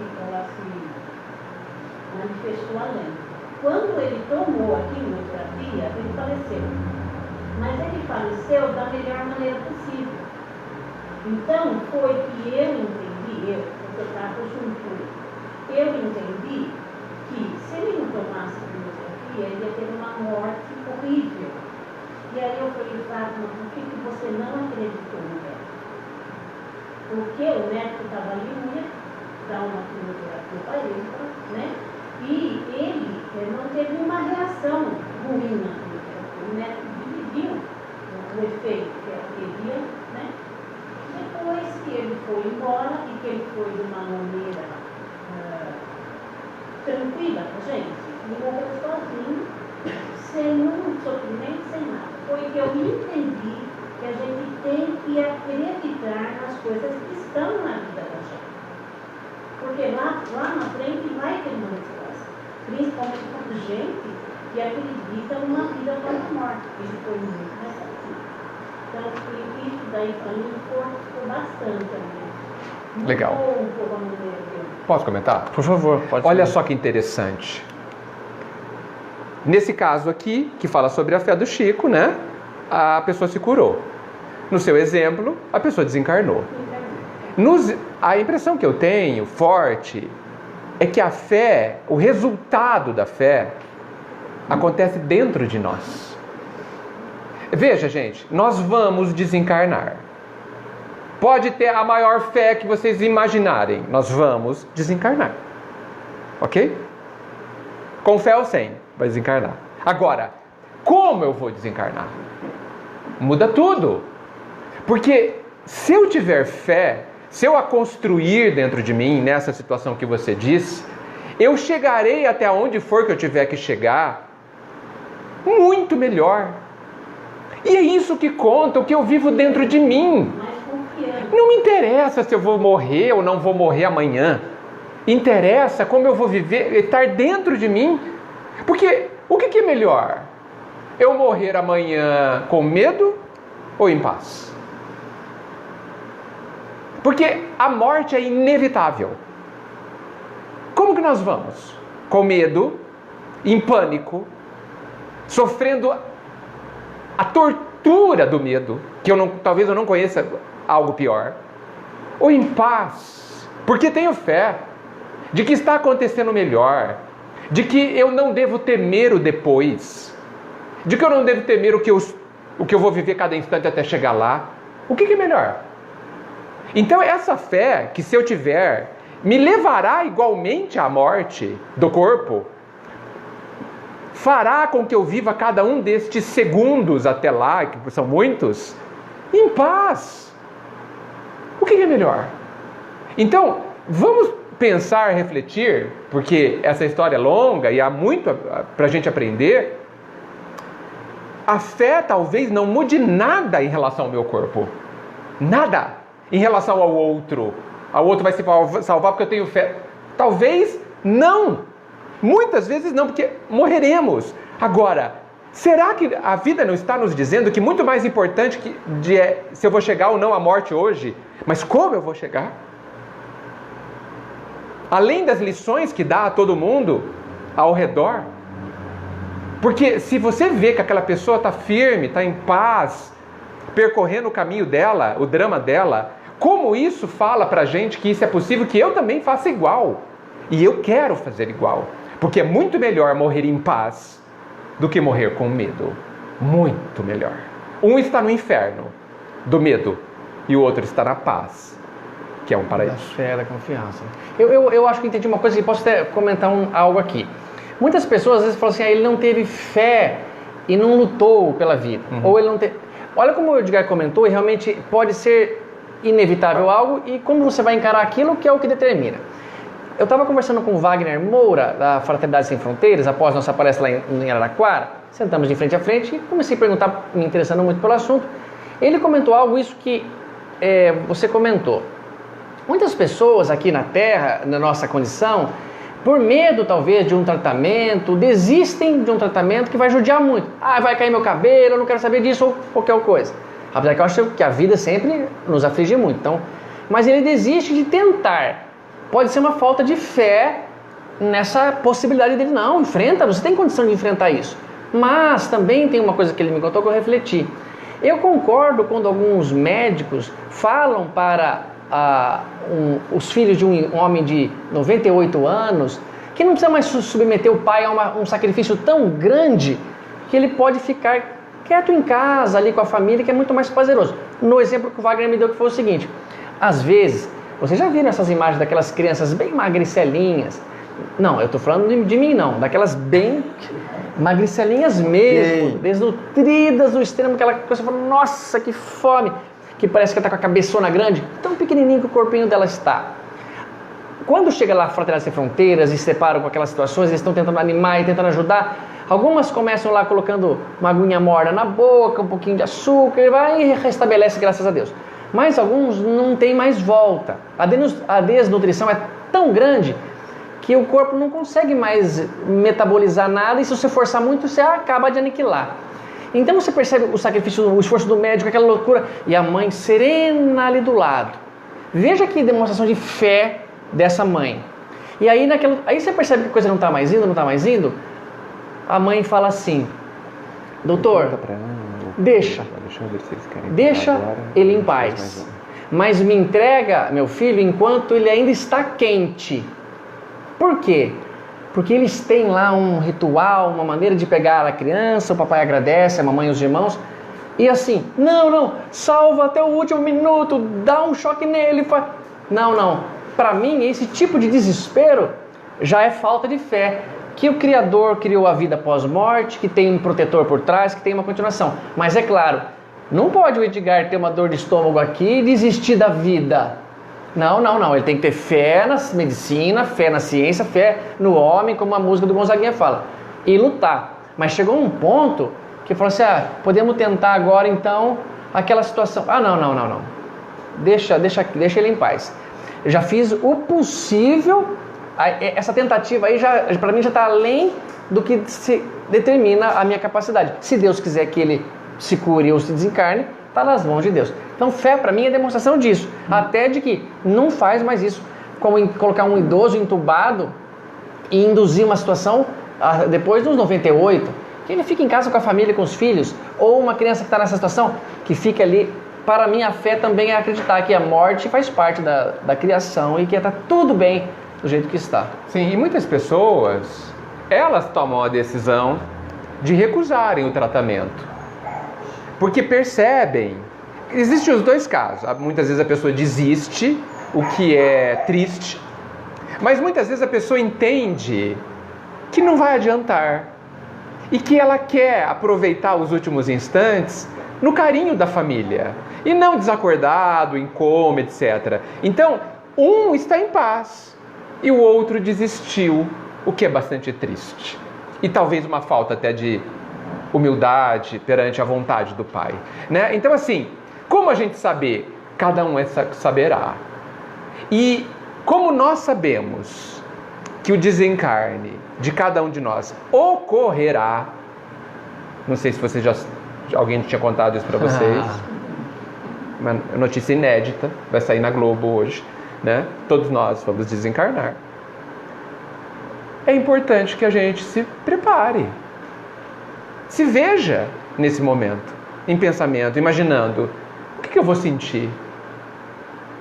Eu vou estar em paz? Vou estar sozinho? Sozinho de verdade, não sozinho acompanhado, assim, fisicamente. O Pai estará presente? A bondade estará comigo? Mas eu fiz tantos erros, mas a bondade estará comigo apesar dos meus erros? Vai! Isso também é fé. Mas eu sou tão mal. Mas ela também estará com você mesmo, você sendo muito mal. Olha só como a gente já começa a se confortar, começa a estar em paz hoje. Então é preciso que a gente aproveite isso. Temos uma pergunta, tá? Tem, é da Elda. Vai lá, Ninha. É demais, pô. Não tenho medo da morte, mas de deixar meus filhos. Será egoísmo ou amor de mãe?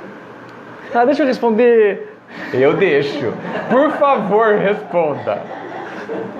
Por favor. Se você for capaz, responda. Eu não sei, Elda. Pronto. Nossa, uma boa resposta, tá? Aqui, ó. Será egoísmo ou amor de mãe? Eu acho, Elda, que, olha só, todos nós estamos na mesma situação que você. Então me dá a liberdade de falar. Amor de mãe não deve ser.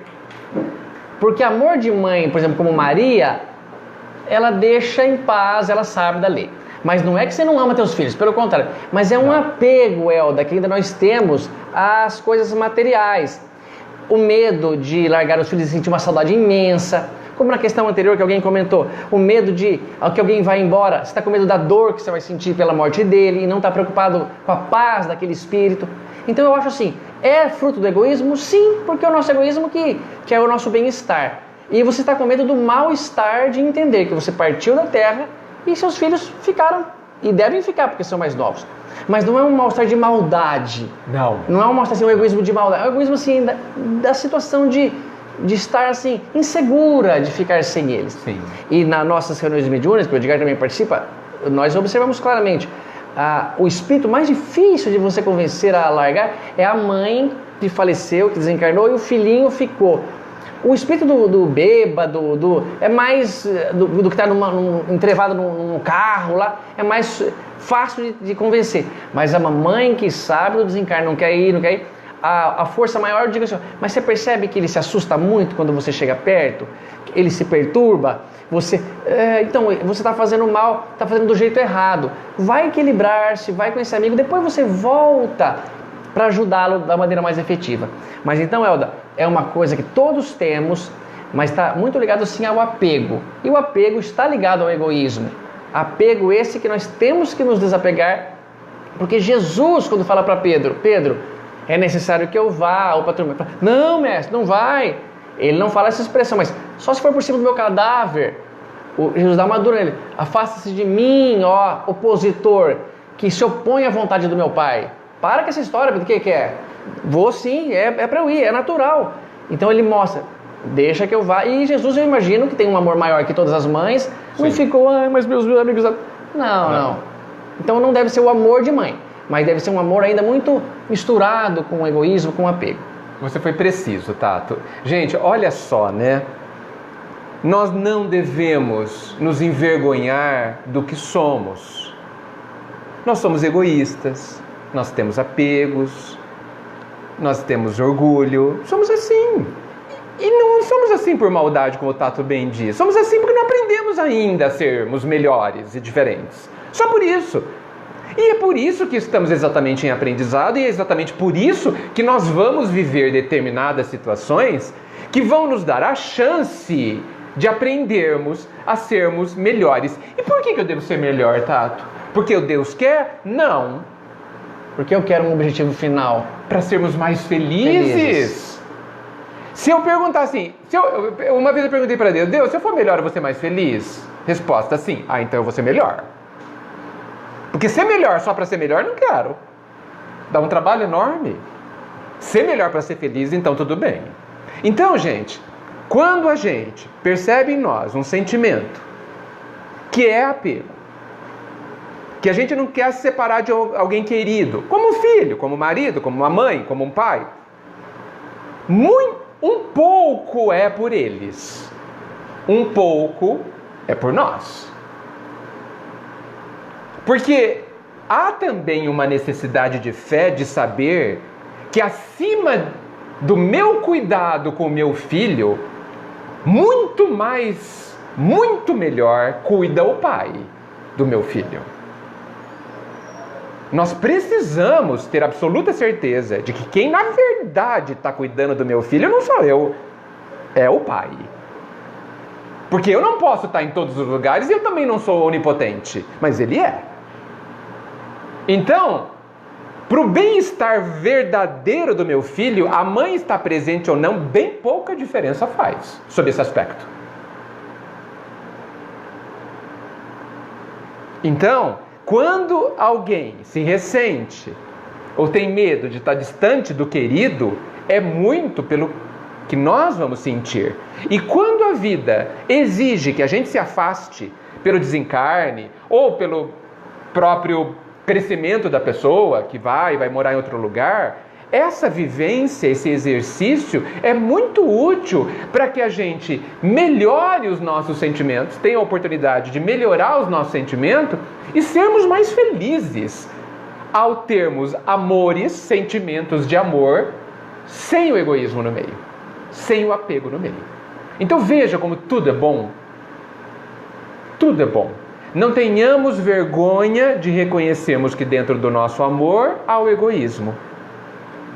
Isso é apenas a indicação do porquê sofremos, inclusive. Sofremos por causa desse egoísmo, certo, Tato? Sim. E quando nós vivemos essa chance de vivermos essas separações, nós estamos com a chance de aprendermos a tirarmos o egoísmo do nosso sentimento e sermos mais felizes e também causarmos mais felicidade àqueles que amamos.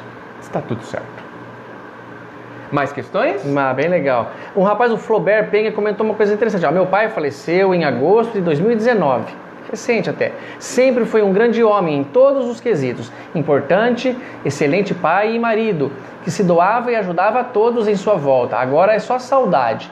Bacana. Ótimo. E eu digo assim, isso mesmo. Deus deu a oportunidade de você viver com um homem maravilhoso como teu pai, agora é hora dele voltar. Saudade com lágrimas limpas, hein? Saudade assim, puxa cara, meu pai era engraçado, ele chegava e brincava assim, nossa, ele te ria, ele até se emociona dessa lembrança. Sim. Mas daqui a pouco está todo mundo junto de novo, confiemos nisso. E a vontade de Deus é lei, e é a melhor, é o correto. Nós, parece que, lendo o Evangelho do Cristo, parece que ele nos ensina mais sobre desapego em si, sim, do que sobre grandes questões que ele resolve. É verdade. Olha aqui, chega um rapaz para o mestre e fala assim, mestre, o que devo fazer? Ó, bom mestre. Ele fala, por que me chama bom, amigo? Né? Bom só o pai. Aí ele fala, como devo fazer para ganhar o reino de Deus? Ele fala, o que está escrito na lei? Ele fala, guardai os mandamentos dos 10. Ele fala, já venho fazendo isso desde minha infância, então não me falta nada? Aí que ele fala, não lhe falta uma coisa. Pega tudo o que você tem, vende, dá para os pobres e me segue. E ele percebe que o rapaz é tocado de uma profunda tristeza. Me desfazer dos meus bens. Ele fala, pode ir, filho, fica com os teus bens. Ou seja, é difícil essa parte, é um nível mais elevado. Fazer caridade é mais fácil em si do que desfazer de bens que amamos, acredito. Sem dúvida. Não é, Edgar? Sem dúvida. Eu dou uma coisa lá, porque você fala assim, ou eu levo teu filho na morte, ou você vai... Não, eu dou a casa. Então, agora, por quê? Porque eu não quero me desfazer desse bem mais valioso. Mas o desapego é necessário. E eu sempre conto, o Henrique fica comigo uma parte da quinta até a segunda, e na outra, fim de semana, só de quinta para sexta. E eu sinto uma saudade dele, grande. Nós convivemos muito bem. Eu e Henrique somos espíritos muito ligados a encarnações anteriores.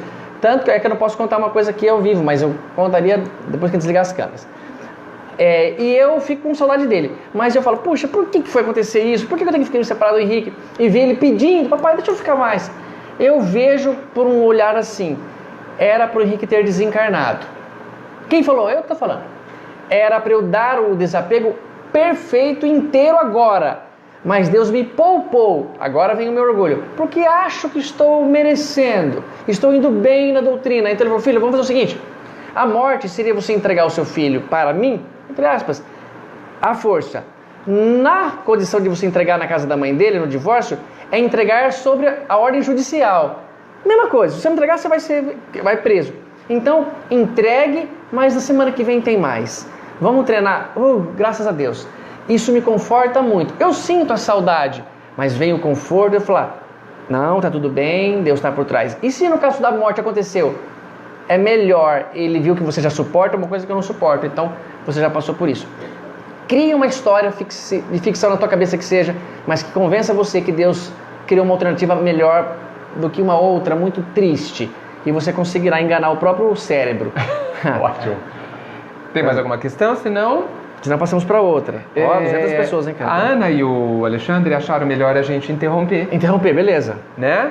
É isso, Alexandre? Né? 15 para as 4, né? Pra gente tomar um lanche. Ok? Então, vamos interromper e voltamos em 15 minutos? Olha que sabe. 15 minutos, Lê? Pode ser? Então vamos tentar comer tudo que tem ali. Tudo. Cara. Não sobrou nada. A última bolacha foi brigada ainda assim. Para falar, nossa, eles gostaram mesmo. Pega, toma todo o suco, toma água, vai lá dentro, abre a geladeira do Lê. Avisa que a gente volta. Pessoal, a gente volta então daqui uns 15 minutos, tá bom? Fiquem com a gente que a segunda parte é sempre muito melhor. O Edgar tá mais inspirado. Vamos lá. Ó, que altão, Edgar. Ó, 200 e...